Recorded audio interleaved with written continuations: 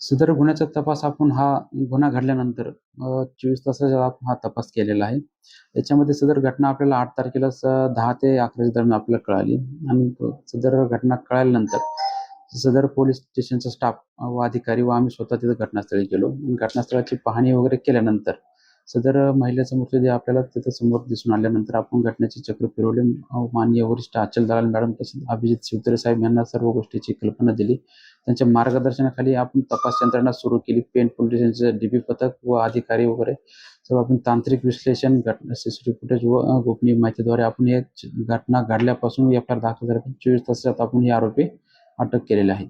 गुन्ह्याची पार्श्वभूमी अशी लक्षात येते की सदरचे आरोपी व ही मयत महिला यांची पेणमध्ये भेट झाली. भेट झाल्यानंतर हे आरोपी ह्या महिलेला घेऊन येरवाडीच्या डोंगरावरती गेलेले निष्पन्न झाले आणि तिथे त्यांच्या आपापसात बाचबाचीमध्ये तिचा खून झाल्यास समजते माहिती. हे प्रॉपर MP मधले आहेत. सटाणा जिल्हा, राज्य मध्य प्रदेश इथले आहेत.